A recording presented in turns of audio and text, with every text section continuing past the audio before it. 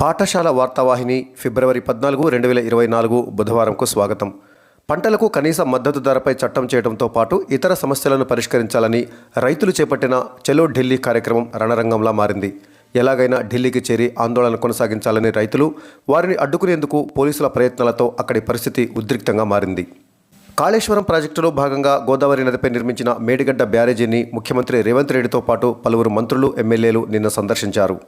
త్వరలో లోక్సభ ఎన్నికలు జరగనున్న నేపథ్యంలో కేంద్ర ఎన్నికల సంఘం ఆదేశాల మేరకు సుదీర్ఘకాలంగా ఒకే చోట పనిచేస్తున్న 40 మంది మున్సిపల్ కమిషనర్లను బదిలీ చేస్తూ తెలంగాణ ప్రభుత్వం ఉత్తర్వులు జారీ చేసింది. జేఈఈ మెయిన్ తొలి విడత పేపర్ 1లో దేశవ్యాప్తంగా 23 మంది విద్యార్థులు 100% సాధించగా వారిలో 10 మంది ఉభయ తెలుగు రాష్ట్రాలకు చెందిన వారు ఉండటం విశేషం. ప్రధాన ఎన్నికల కమిషనర్తో పాటు ఎన్నికల కమిషనర్ల నియామకాలకు తీసుకువచ్చిన నూతన చట్టం అమలుపై స్టే విధించడానికి సుప్రీంకోర్టు నిరాకరించింది. యునైటెడ్ అరబ్ ఎమిరేట్స్లో 2 రోజుల పర్యటన నిమిత్తం ప్రధానమంత్రి నరేంద్ర మోదీ నిన్న అబుదాబికి చేరుకున్నారు. అక్కడ ప్రవాస భారతీయులు ఏర్పాటు చేసిన సమావేశంలో మాట్లాడారు.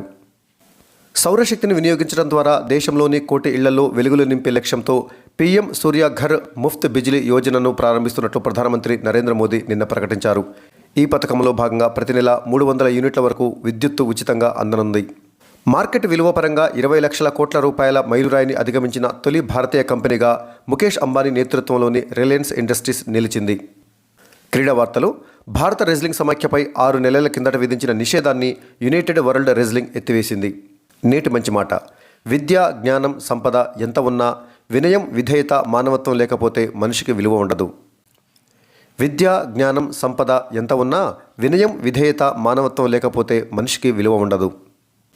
నిన్నటి జీకే ప్రశ్న జవాబు: 16వ ఆర్థిక సంఘం చైర్మన్గా ఇటీవల ఎవరు నియమితులయ్యారు?